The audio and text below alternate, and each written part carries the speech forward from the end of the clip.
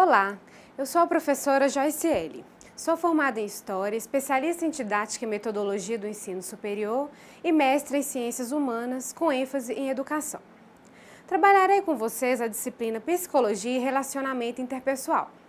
Essa disciplina objetiva capacitar o agente de combate a endemias para atuar na educação e conscientização da comunidade, enfatizando a importância do trabalho em equipe e a força proveniente dos relacionamentos interpessoais. Promover o respeito a culturas locais e especificidades do trabalho em saúde. Deseja ainda dotar-lhes com noções básicas de sociologia, história e psicologia acerca do desenvolvimento humano. É muito importante que você participe dos fóruns e debates. Vídeos, filmes, textos complementares e livros serão sugeridos para aprofundamento dos conhecimentos. Peço que em nossas aulas estejam munidos com papel e caneta, para que, se dúvidas surgirem, vocês possam postar as mesmas em nosso fórum Tira Dúvidas. Vamos lá? Nessa aula falaremos sobre psicologia e relacionamento interpessoal e os princípios do desenvolvimento humano. Você pode estar se perguntando, vamos estudar psicologia em um curso de agente de combate a endemias? Claro que sim! Precisamos entender mais da diversidade humana. Lidar com processos e tecnologias é muito mais simples do que lidar com pessoas, porque essas são por natureza sincréticas, complexas e confusas. A ideia da disciplina não é tornar ninguém um psicólogo, mas apresentar as formas pelas quais se pode conhecer um pouco mais das pessoas com quem iremos trabalhar e também analisarmos a nós mesmos. Além do seu esforço pessoal, teremos os encontros nas videoaulas, os exercícios, os textos, os fóruns e todo um aparato metodológico para complementar sua aprendizagem. A psicologia tem por finalidade estudar a subjetividade humana. E o que é a subjetividade? São as formas de pensar, sentir, agir, comportar-se e sonhar de cada indivíduo. E será que essas formas são sempre as mesmas para todos em qualquer lugar ou época? Não, elas são historicamente culturais. A antropologia, geologia ou mesmo a paleontologia nos ajudam a descrever e entender o período civilizatório do homem. Mas como vamos saber se o homem tinha emoções na pré-história? Ele sentia medo, inveja, raiva, amor? Quais eram seus sentimentos, angústias e desejos? Para essas perguntas não há respostas concretas, pois os vestígios encontrados nas cavernas, as pinturas rupestres, retratam o cotidiano do homem pré-histórico. Rituais fúnebres, atividades de pesca e caça e algumas cerimônias comemorativas. Não se pode, através da análise desses desenhos, ter certeza do que os nossos ancestrais sentiam. Para este período da história humana, podemos apenas fazer suposições. Provavelmente, o homem pré-histórico possuísse afetos, tivesse emoções, pois somos hoje o resultado de muitos processos evolutivos, fisiológicos, anatômicos e etc. Então, se temos emoções, elas já deveriam estar presentes no comportamento humano desde aquela época. A sociologia, ciência auxiliar da história, nos informa que o homem sempre conviveu em bandos ou grupos, como forma de sobrevivência. A reunião de pessoas possibilitava que tarefas fossem elencadas. Enquanto uns caçavam ou pescavam, outros cuidavam dos menores e dos mais velhos. O grupo garantia que a defesa fosse maior, e assim todos ficavam mais seguros juntos do que sozinhos. Percebem a semelhança do modo de agir entre nós e os nossos ancestrais? O relacionamento interpessoal já existia, de uma forma arcaica, primitiva, mas havia ali uma necessidade de uma convivência e uma atmosfera psicológica que tentava garantir a sobrevivência de todos nas condições hostis da pré-história. Obviamente, o homem pré-histórico possuía muito menos recursos que nós, não apenas material, mas também biológico, psicológico e intelectual.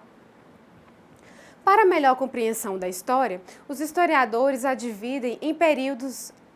Vejamos. A pré-história aconteceu aproximadamente há 3 milhões de anos. A Idade Antiga ou Antiguidade ocorreu há 3.500 anos antes de Cristo. A Idade Média em 476 depois de Cristo. a Idade Moderna em 1453, século XV, e a Idade Contemporânea tem seu marco em 1789, século XVIII, quando ocorreu a Revolução Francesa, até os dias atuais. Saindo da pré-história e vindo para a Idade Antiga, o homem já possuidor de um intelecto mais desenvolvido tem a psicologia como o estudo da alma. Falamos do período de Sócrates, Platão, Aristóteles, Epicuro e Demócrito, muitos séculos antes do nascimento de Cristo, quando o homem ainda era politeísta, ou seja, acreditava e cultuava vários deuses, posição oposta ao monoteísmo, que é a crença em um único Deus. A Antiguidade Clássica é o berço de todas as ciências contemporâneas. Os filósofos buscavam conhecer a realidade através de um princípio holístico, ou seja, compreender o fenômeno em sua totalidade, ver os fatos e as pessoas como um todo. Havia preocupação com o culto ao físico. As Olimpíadas têm seu início nessa época. Os homens competiam entre si como demonstração de beleza física, preparo técnico, força e destreza. Havia uma busca por um corpo bonito e saudável, mas a beleza não era apenas aparente, estética. Ela se expressava em um modo de vida.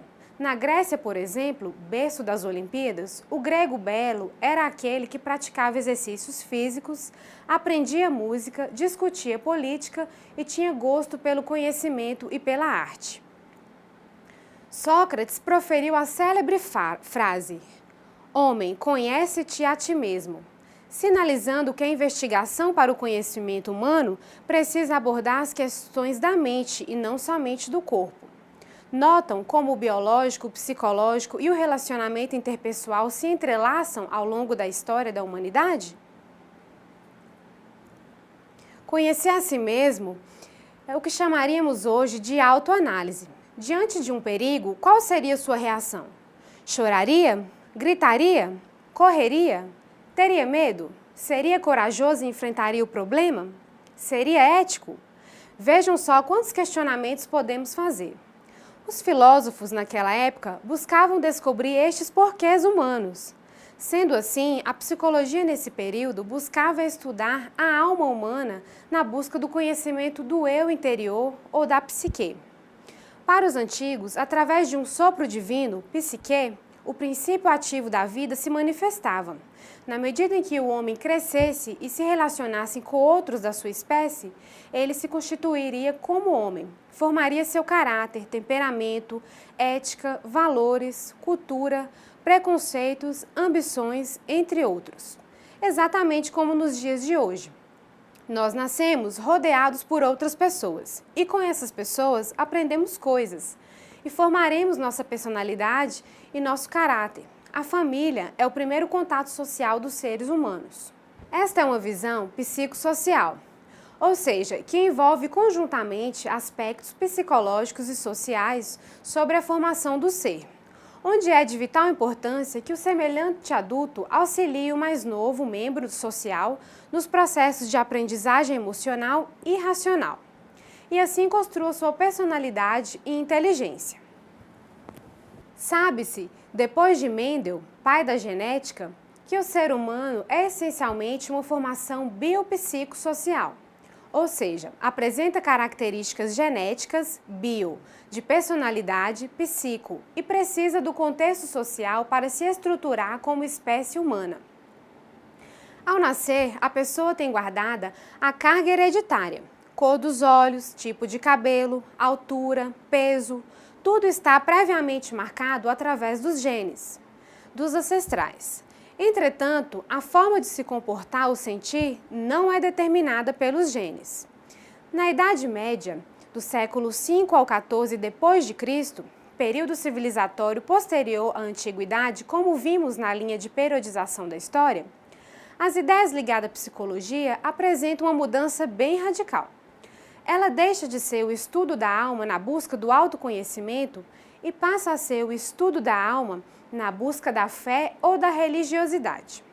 Este é um período considerado por muitos historiadores como a Idade das Trevas, devido ao obscurantismo a que a ciência e os estudos em geral foram submetidos, já que a Igreja Católica, junto com a nobreza, determinavam a forma como as pessoas deviam agir. Após quase 15 séculos, a Idade Média dá espaço ao Renascimento, séculos 15 e 16 depois de Cristo, período exatamente oposto à Idade das Trevas. O próprio nome, Renascimento, vem de renascer, simbolizando um florescimento cultural e intelectual do período. O mercantilismo, a reforma protestante de Martim Lutero, as ideias de Nicolau Copérnico sobre o heliocentrismo, entre outras invenções e inovações sociais, trazem ao contexto a valorização do homem nas artes, na música, no comportamento e etc. O conhecimento precisa ter cientificidade e não mais ser justificado mediante determinação da Igreja.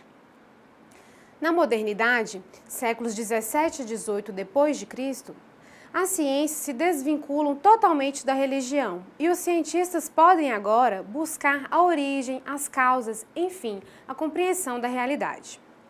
A livre expressão deste período tem seu ápice com a Revolução Francesa, de 1789 a 1799, onde um conjunto de acontecimentos políticos, econômicos e sociais alteram radicalmente a visão de mundo através dos conceitos de liberdade, igualdade e fraternidade. Inicia-se a Idade Contemporânea. Cada uma das ciências encontra seu objeto de estudo. O que estava antes agrupado passa a ter uma particularidade. Na Idade Contemporânea, ou seja, na atualidade, a psicologia estuda os comportamentos dos homens e os seus processos mentais, memória, atenção, linguagem, raciocínio. E o estudo sobre Deus ou sobre religiosidade passa a ser objeto de estudo da teologia. A psicologia científica tem sua base na filosofia, sociologia e biologia. Essas três áreas do conhecimento dão suporte aos preceitos científicos da psicologia. Os estudos em psicologia afirmam que a personalidade é formada na sua essência nos 7 primeiros anos de vida. À medida que o indivíduo cresce, torna-se adolescente, adulto e posteriormente idoso, aspectos periféricos ou superficiais da personalidade vão sofrendo mudanças. Algumas crises de identidade, questionamentos, redefinições, dificuldades alteram a forma de ver e de se autoconceber.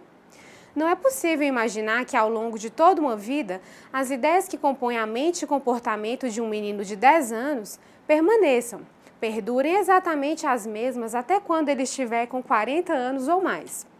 As pessoas com quem o indivíduo convive atuam de forma muito incisiva nas características emocionais e afetivas.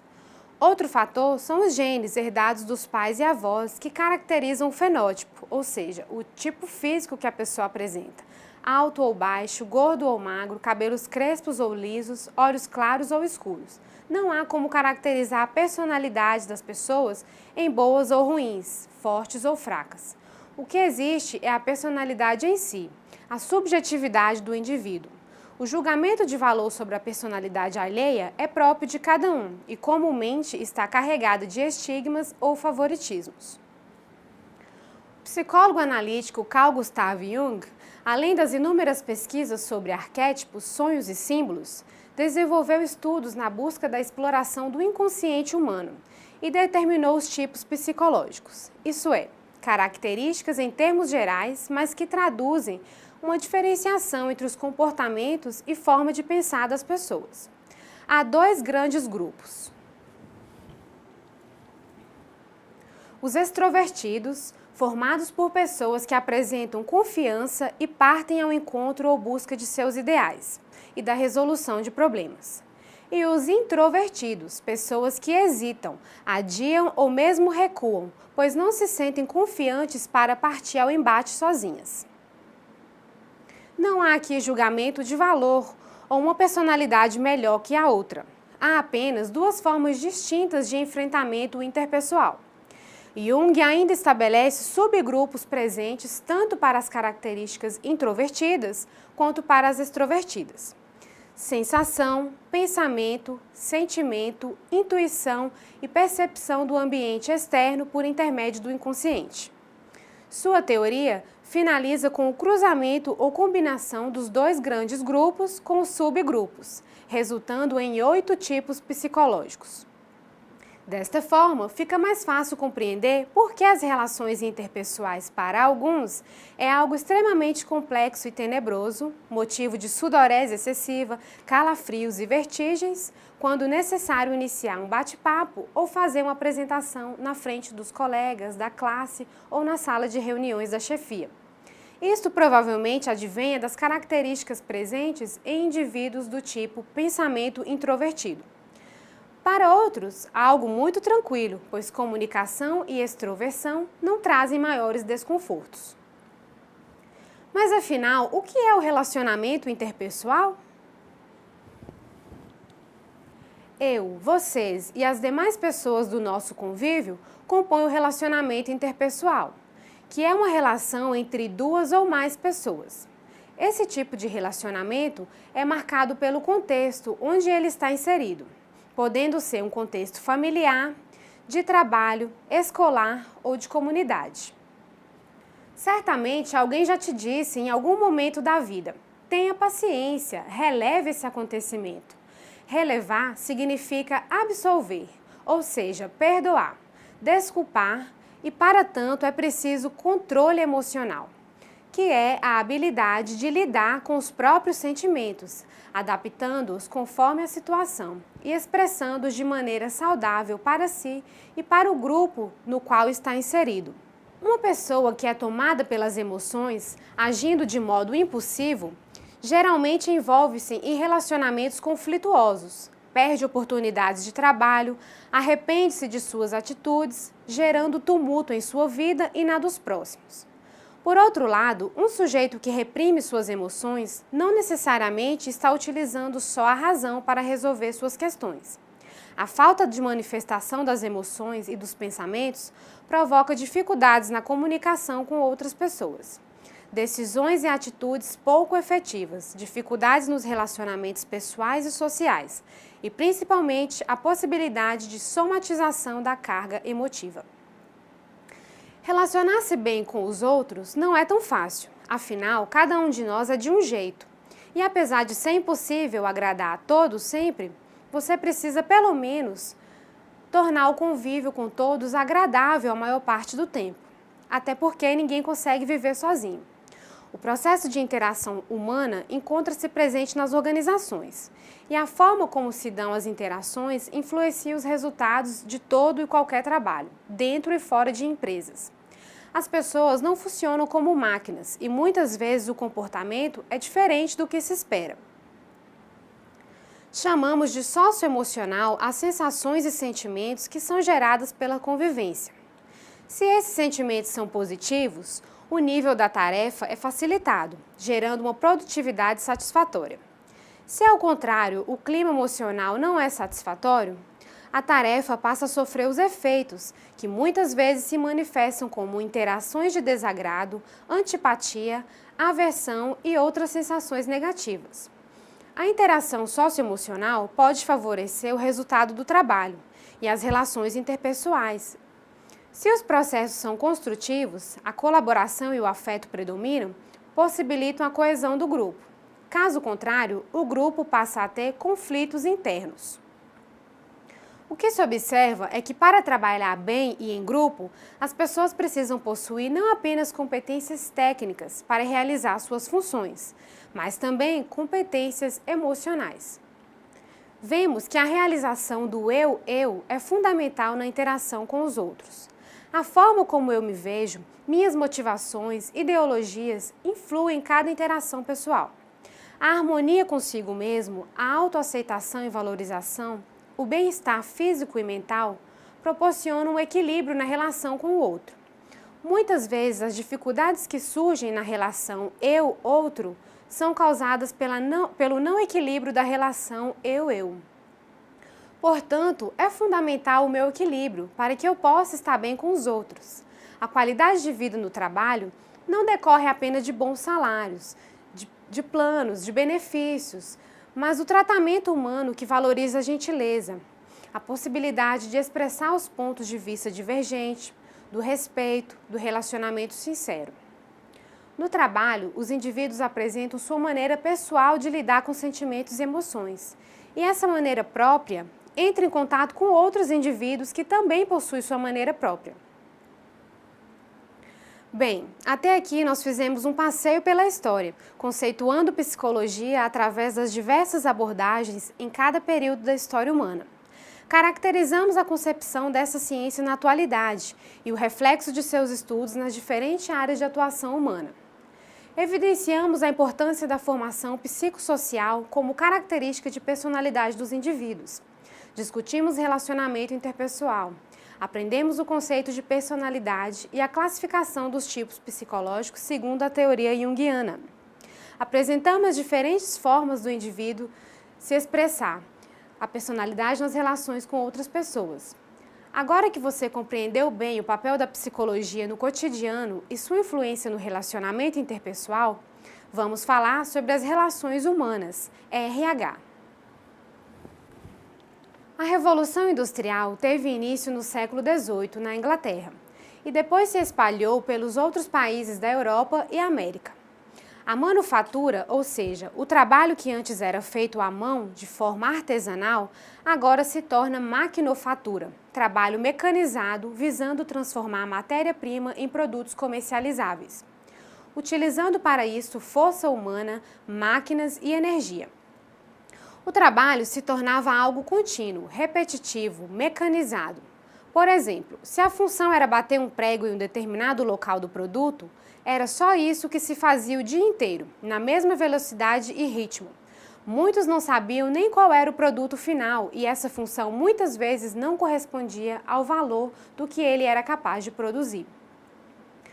Mas não havia opções. O trabalho nas fábricas era o que dominava nas cidades da Inglaterra. E os artesãos que desejavam continuar seu trabalho manual não era mais possível, pois não tinham condições de concorrer no mercado com os capitalistas. As relações entre os indivíduos começaram a ser controladas pelo mercado. Não havia mais laços e relações comunitárias. A divisão de classe era fundamental para a operação do sistema, ou seja, a classe dos proprietários e a classe dos funcionários, proletariados. As fábricas não eram ambientes adequados de trabalho, tinham péssimas condições de iluminação e ventilação. Não haviam medidas nem equipamentos de segurança para os operários. Muitos se acidentavam e contraíam graves doenças. A média de vida dos trabalhadores era muito baixa comparada à de hoje. A jornada de trabalho chegava a ter 16 horas por dia, sem direito a descanso e férias. Os salários eram baixíssimos, garantindo ainda mais lucro aos proprietários, e a disciplina era rigorosa para manter o aumento da produção. Os trabalhadores não tinham direitos e nem amparo social. Mulheres e crianças trabalhavam da mesma maneira que os homens, nas mesmas condições, mas o salário pago a elas eram bem mais baixos. Portanto, era muito mais lucrativo contratá-los. E pelos baixos valores oferecidos, era fundamental que todos da família trabalhassem. As condições de vida e de trabalho eram precárias. E por serem submetidos a tantas situações difíceis e sem escolha, os operários se uniram e começaram a organizar movimentos e revoltas. Com o passar do tempo, as relações de trabalho foram melhorando. A classe operária obteve conquistas à custa de muitas lutas. Férias remuneradas, licença maternidade, descanso semanal, auxílio-doença e todos os direitos trabalhistas que hoje conhecemos nem sempre existiram. Porém, as teorias das relações humanas somente ganham força após a crise de 1929, ocorrida nos Estados Unidos. Vamos contextualizar. Após a Primeira Guerra Mundial, 1918, os Estados Unidos da América eram o país mais rico do planeta. Além das fábricas de automóveis, os Estados Unidos também eram os maiores produtores de aço, comida enlatada, máquinas, petróleo e carvão. Nos 10 anos seguintes, a economia norte-americana continuava crescendo, causando euforia entre os empresários. Foi nessa época que surgiu a famosa expressão American Way of Life, modo de vida americano.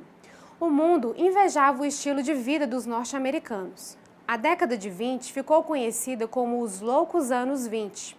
O consumo aumentou, a indústria criava a todo instante bens de consumo. Clubes e boates viviam cheios e o cinema tornou-se uma grande diversão.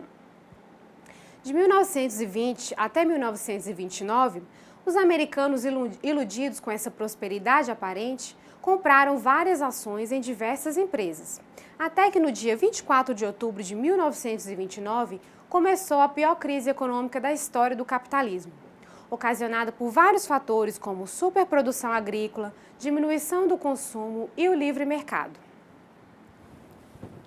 A quebra da bolsa trouxe medo, desemprego e falência. Milionários descobriram de uma hora para outra que não tinham mais nada e por causa disso alguns se suicidaram. O número de mendigos e crianças abandonadas aumentou. As teorias das relações humanas foram criadas na busca de recuperar empresas de acordo com as expectativas de seus dirigentes. Inicia-se com um novo olhar para o humano. Esses seriam observados com mais atenção, reflexão e complexidade. Novos rumos serão traçados, já que ter maior conhecimento das atividades e sentimentos dos trabalhadores se faz um ponto crucial para compreender seu desempenho individual e suas atitudes enquanto integrante de um grupo. O homem, que até então era tratado de forma mecânica, destinado apenas a cumprir determinada atividade no trabalho, com a aplicação da teoria das relações humanas, passa a ser visto como um homem social, sujeito reflexivo e sentimental. Aqui listamos 3 características principais do homo social. O humano não pode ser descrito como um ser do qual o comportamento se dá de forma mecânica. O humano é um indivíduo guiado por 2 sistemas, o social e o biológico. Todo humano, independente do fenótipo ou crença, tem necessidades de afeto, segurança, aceitação social, reconhecimento e autorrealização. Posto em prática tais teorias, passa-se a pensar nos funcionários, participando de forma mais efetiva das tomadas de decisões da empresa. Também são disponibilizados maiores informações a respeito da empresa a qual está trabalhando, para que o mesmo se identifique e saiba a que grupo está pertencendo e quais os objetivos do mesmo. Assim, com sentimento de pertencimento e reconhecimento, é possível compreender pontos ligados à afetividade do trabalhador. A psicologia social é uma ciência que estuda as relações comportamentais do homem perante a sociedade e a forma como ele pensa diante das mais variadas situações do mundo em que ele vive. Para tal estudo, como foi mencionado anteriormente, consideramos que o primeiro contato que o indivíduo tem com a sociedade é através da família. Este primeiro contato é a sua primeira relação social com a humanidade, que irá se desenvolver seus laços familiares, que moldará sua concepção de mundo. As relações humanas são as ações e atitudes desenvolvidas pelo contato entre as pessoas, na qual cada um se exprime de maneira livre, que por sua vez está diretamente ligada com o estudo da psicologia social, pois o mesmo se expressa mediante a sociedade que ele vive. Desta forma, esse estudo visa ampliar o conhecimento a respeito da interação do profissional no grupo de trabalho em que ele vive, mantendo de forma sadia a convivência entre os mesmos, respeitando a todos, independente da cor, raça, condição econômica, entre outras coisas. Agora, trataremos do desenvolvimento humano. Enquanto área de estudo, o DH preocupa-se em investigar e interpretar todos os processos de mudança pelos quais o ser humano passa, desde o nascimento até a morte. A humanidade está sujeita a 3 tipos principais de mudanças: biológicas, psicológicas e sociais. O DH pode sofrer influências basicamente de 2 tipos de fatores: internos, hereditariedade, biológicos, e externos, do meio ambiente. O desenvolvimento humano conta com alguns princípios gerais. São eles: princípio da individualidade e da universalidade, que quer dizer que o DH é tanto um processo individual, diferente para cada um de nós, quanto universal para toda a espécie. Embora cada ser humano seja um indivíduo único, com características únicas, a hereditariedade da espécie assegura cada indivíduo características universais da espécie. O princípio da gradatividade e da dinamicidade quer dizer que o desenvolvimento humano é um processo ao longo da vida, ou seja, é cumulativo ou gradativo. É também um processo dinâmico, que depende sempre da inter-relação entre seus atributos internos e externos. Diferença e mudança. E status significa que todo ser humano passa por mudanças, as quais são desencadeadas em uma sequência mais ou menos previsível.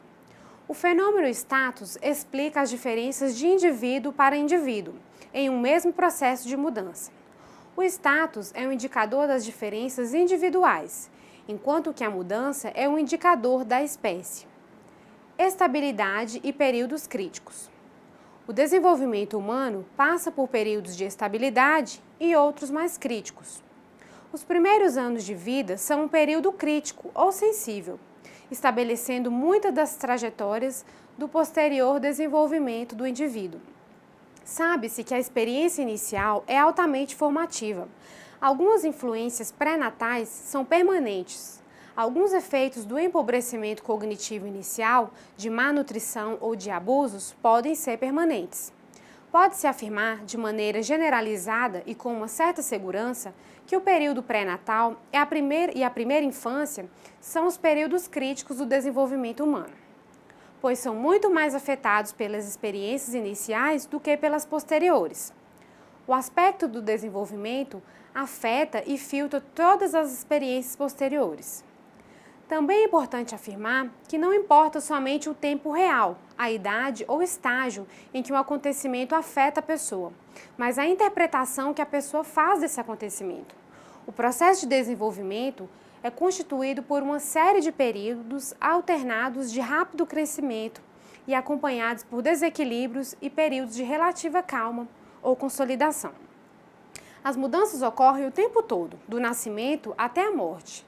Mas existem realmente alguns períodos específicos em que as mudanças se acumulam ou então acontecem mudanças extremamente significativas. Quando ocorre uma mudança muito significativa, dois efeitos também acontecem. Qualquer mudança afeta todo o organismo, de modo que um rápido aumento numa área exige adaptação em todas as áreas do desenvolvimento. Quando o organismo se modifica de forma substancial, o indivíduo parece entrar em um dilema por um certo tempo. Os antigos padrões de comportamento já não servem mais e é necessário um tempo para criar novos padrões. Assim, chama-se de transição as épocas de grande mudança e consolidação aqueles momentos intermediários de relativa calma e de mudanças mais graduais no desenvolvimento. São períodos de transição humana: 2 meses, 8 meses, 18 meses, 2 anos, 6 anos, 10 anos e 14 anos. Hoje, nós discutimos psicologia e relacionamento interpessoal, teoria das relações humanas e desenvolvimento humano. Na próxima aula, trataremos das necessidades psicossociais e as relações com os profissionais de saúde, trabalho em equipe, entendimento e respeito à cultura local e processos de trabalho em saúde e especificidades do trabalho. Até lá!